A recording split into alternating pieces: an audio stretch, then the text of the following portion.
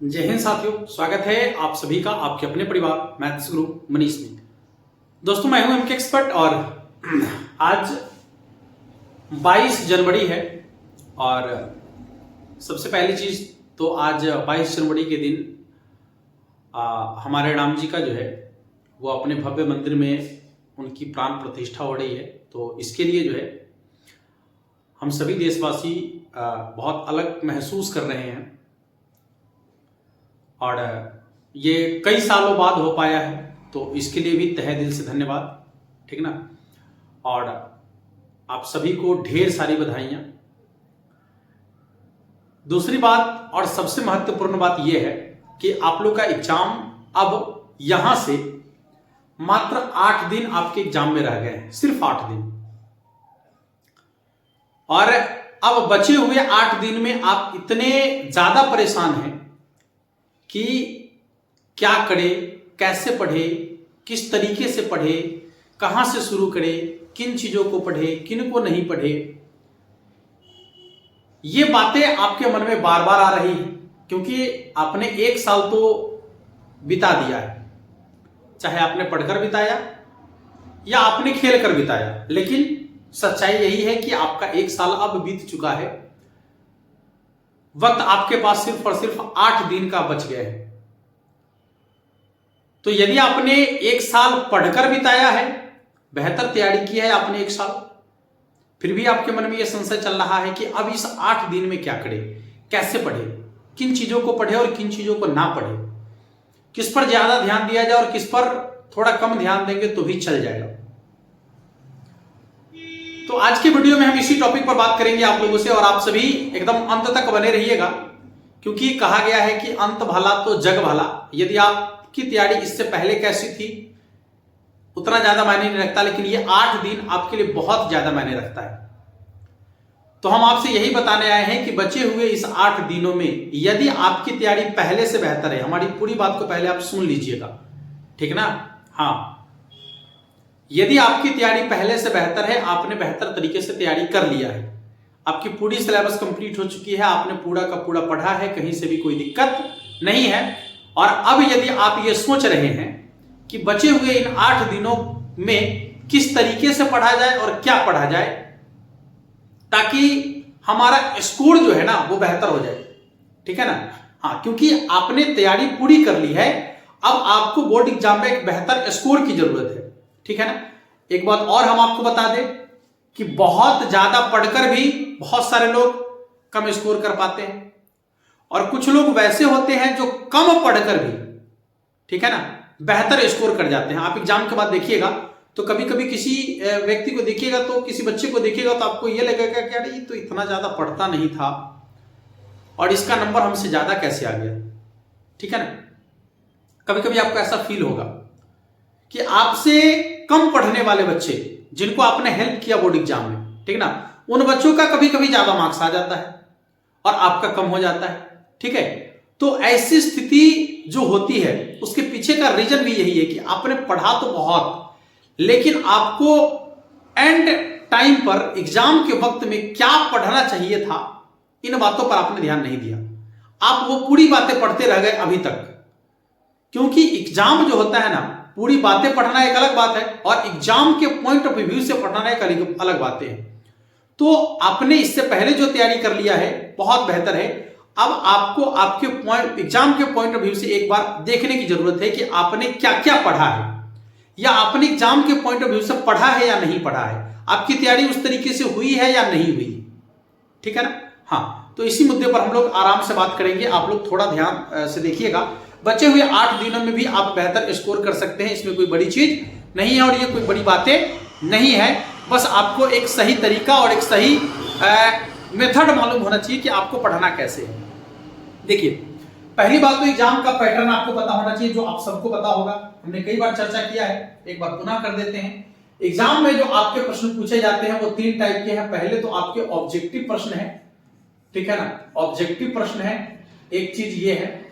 दूसरी बात है आपका है शॉर्ट टाइप क्वेश्चन होगा, ठीक है ना, शॉर्ट टाइप, और तीसरा आपका है लॉन्ग टाइप क्वेश्चन। मतलब आपके बोर्ड एग्जाम में ये 3 टाइप के प्रश्न आपसे पूछे जाते हैं। देखिए ऑब्जेक्टिव क्वेश्चन में 1 अंक आपको दिया जाता है यदि आपने एक प्रश्न सही किया। ये आपका जो है इसमें 4 ऑप्शन दिए जाते हैं, एक प्रश्न के लिए 4 ऑप्शन होता है, उन चारों में से किसी एक का चयन करते हैं आप, सही होता है तो उसके लिए आपको 1 अंक दिया जाता है। ये शॉर्ट टाइप वाले जो आंसर रहते हैं इसमें एक प्रश्न के लिए आपको एक सही उत्तर पर आपको 2 अंक दिया जाता है, और ये लॉन्ग टाइप के जो क्वेश्चन है इसमें एक सही उत्तर पर आपको 5 अंक दिया जाता है, ठीक ना।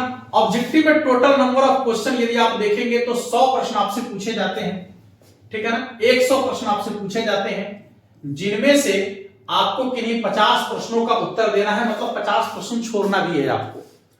ये बातें आपको पहले से पता है, फिर भी एक बार हम इस पर डिस्कस कर लेते हैं।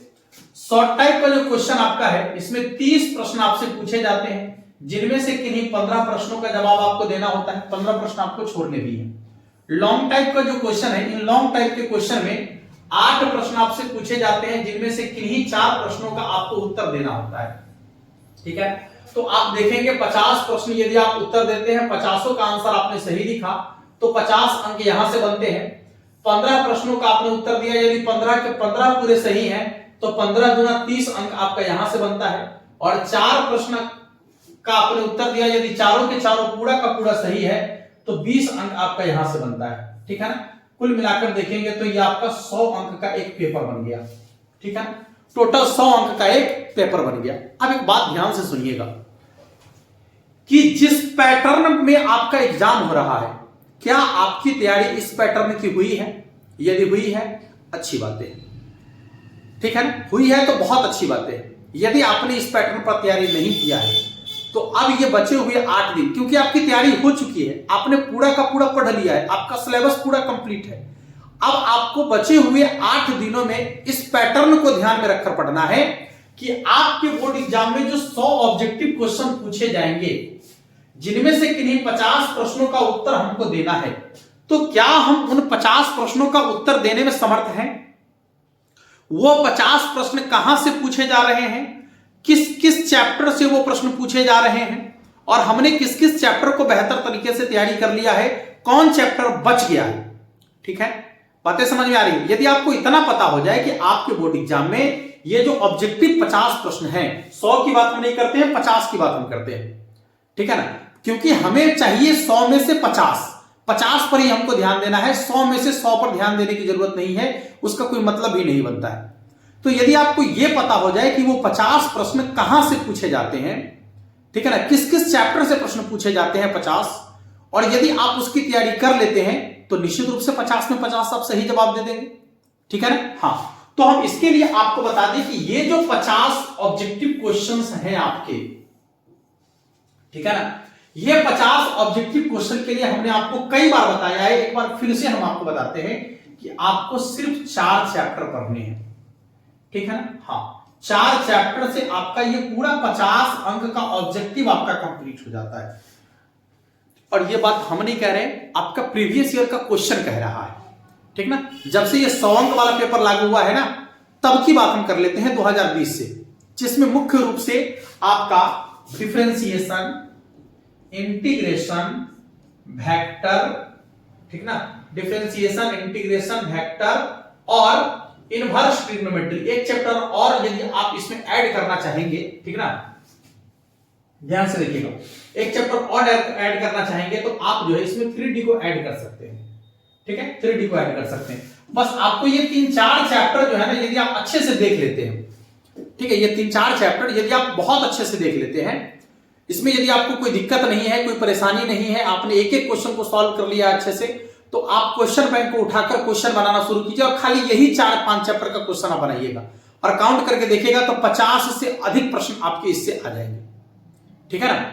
हाँ, 50 से अधिक प्रश्न आ जाएंगे, इतना बात ध्यान में रखिए आप, ठीक है। हाँ, और डिफरेंशिएशन का मतलब सिर्फ डिफरेंशिएशन है, डिफरेंशिएशन तो है ही, और सॉरी इंटीग्रेशन का मतलब सिर्फ इंटीग्रेशन नहीं समझिएगा, इंटीग्रेशन का मतलब इंटीग्रेशन में 2 चीजें हैं, निश्चित समाकलन और निश्चित समाकलन दोनों, और साथ में एक आता है आपका एप्लीकेशन ऑफ एक आता है आपका डिफरेंशियल इक्वेशन, ठीक है ना। हाँ, तो उसको भी आप इसी इंटीग्रेशन में ही ऐड कर लीजिएगा, क्योंकि इसी के अंतर्गत उसको भी हम लोग रखते हैं, ठीक है। तो आप देखेंगे कि आप 50 से अधिक प्रश्नों का सही जवाब दे रहे हैं, ठीक है ना, कोई दिक्कत नहीं है, 50 प्रश्न ही आपको चाहिए था, आपने कंप्लीट कर लिया। अच्छा, 2 अंक वाले जो प्रश्न हैं इसमें आपको इन्हीं से 2 अंक वाले प्रश्न भी लगभग कंप्लीट हो जाते हैं। थोड़ा सा आपको वेक्टर और डिटरमिनेंट में यदि 2 अंक में देखेंगे तो देखिए 2 अंक में वैसे प्रश्न आपसे पूछे जाते हैं, वैसे प्रश्न। हाँ, और एक चीज हमने छोड़ ही दिया, इस ऑब्जेक्टिव में आपको फॉर्मूला को एकदम हर हाल में देखना ही देखना है, ठीक है ना। टोटल फॉर्मूला, ऑब्जेक्टिव में टोटल फॉर्मूला, ठीक है ना, टोटल फॉर्मूला। क्योंकि जो आपका प्रश्न होता है ना ऑब्जेक्टिव का, एकदम डायरेक्ट कभी कभी फॉर्मूला भी आपसे पूछ दिया जाता है, ठीक है ना। तो फॉर्मूला के साथ साथ ये चैप्टर, और यदि आपने फॉर्मूला को देख लिया है तो आपको बता दें कि जो 2 अंक के सवाल आपके बोर्ड एग्जाम में पूछे जाते हैं डायरेक्ट फॉर्मूला बेस्ड होता है। जैसे डिफरेंशिएशन वगैरह का क्वेश्चन ले लीजिएगा तो उसमें जो छोटे छोटे प्रश्न है, ठीक ना, जिसका डायरेक्ट डिफरेंशिएशन आप कर पा रहे हैं, ठीक है, तो वो छोटे छोटे प्रश्न आपसे 2 अंक में पूछ लिए जाते हैं। और इनवर्स ट्रिग्नोमेट्री का फॉर्मूला तो आपको एकदम याद होना चाहिए पूरा का पूरा, क्योंकि उसकी जरूरत इंटीग्रेशन में भी है, उसका जरूरत डिफरेंशिएशन में भी है, उसका जरूरत वेक्टर में भी है, उसका जरूरत 3D में भी है, ठीक ना। तो आपको जो है ना इनवर्स ट्रिग्नोमेट्री का टोटल फॉर्मूला तो याद होने ही चाहिए निश्चित रूप से, ठीक है। तो जो छोटे छोटे प्रश्न आपसे होंगे, ठीक ना, जिसका डायरेक्ट आप आंसर दे रहे हैं, ठीक ना, बहुत सारे प्रश्न तो ऑब्जेक्टिव में भी रहते हैं, वही क्वेश्चन 2 अंक में भी पूछ दिया जाता है, ठीक है। तो जो छोटे छोटे डायरेक्ट फॉर्मूला बेस्ड प्रश्न होते हैं वो आपके 2 अंक में पूछ दिए जाते हैं। तो 2 अंक के यदि आपने ऑब्जेक्टिव को देखा है तो उसी में से जो है ना, यदि आपको वो कॉन्सेप्ट क्लियर है उसका, तो 2 अंक के सवाल को बनाने में आपको कोई परेशानी नहीं होने वाला है, ठीक है। 2 अंक का सवाल आपसे आसानी से बन जाएगा। चलिए, मेन बातें हैं कि जब 5 अंक के सवाल की बात हम करते हैं, कि यदि लॉन्ग क्वेश्चन की बात आ जाए 5 अंक का सवाल, तो गौर करेंगे, आपको हम काउंट करा देते हैं। एक सवाल तो आपके ग्राफ से होगा ही होगा, ठीक है। ग्राफ से एक क्वेश्चन होता है 5 अंक का, ये कंफर्म है कि होगा ही होगा। एक तो ये हो गया आपका, अच्छा 5 अंक में एक क्लियर हो गया। एक सवाल इनवर्स ट्रिग्नोमेट्री से, ठीक है ना, इनवर्स मैट्रिक्स और डिटरमिनेंट, ठीक है, डिटरमिनेंट। इनमें जो लॉन्ग टाइप के क्वेश्चन है वो आपको पता चल जाएगा। इसमें देखिएगा जो 3-3 4-4 वाला रहेगा सिद्ध करने वाला, उसको आप अच्छा से देख लीजिएगा। मैट्रिक्स में जो 2-2 3-3 का गुना होता है, या फिर ए इनवर्स निकालने वाला होगा, या फिर एडीजे निकालने वाला होगा, ठीक है ना, हाँ, या फिर ट्रांसपोज निकालने वाला होगा, ट्रांसपोज निकालकर गुना करने वाला, ए इंटू एडीजे ट्रांसपोज ऐसे करके, ठीक है। तो ये बड़े बड़े जो गुना करने वाले प्रश्न होते हैं मैट्रिक्स के, यदि आप उनको देख लेते हैं तो 5 अंक में वो प्रश्न आपसे पूछे जा सकते हैं।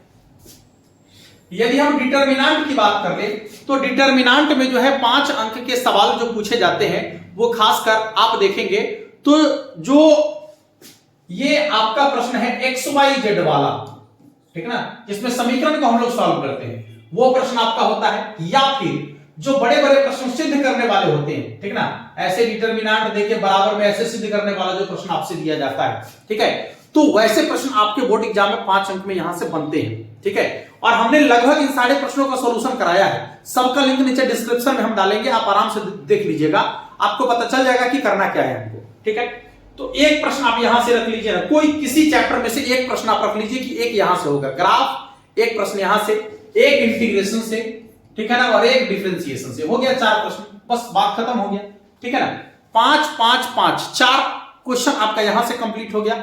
बस इतना ही आपको करना है और इतना ही में आपका पूरा का पूरा जो है ना 100 में 100 अंक कंप्लीट हो रहा है, ठीक है। लेकिन हाँ, ये सारी चीजें उनके लिए आसान है जो पहले से पढ़ चुके हैं, जिनकी तैयारी पहले से हो चुकी है, केवल और केवल रिवीजन करना उनको रह गया है, ठीक है। यदि कोई ऐसा चाहेंगे कि अभी हम हरियाणा से आए हैं कमा के, ठीक ना, और जो 4 चैप्टर गुरुजी ने बताया, 5 चैप्टर, इसको आप पढ़ ले, देख लो, एक बार पढ़ के ट्राई मार के देख लो, क्या दिक्कत है, ठीक।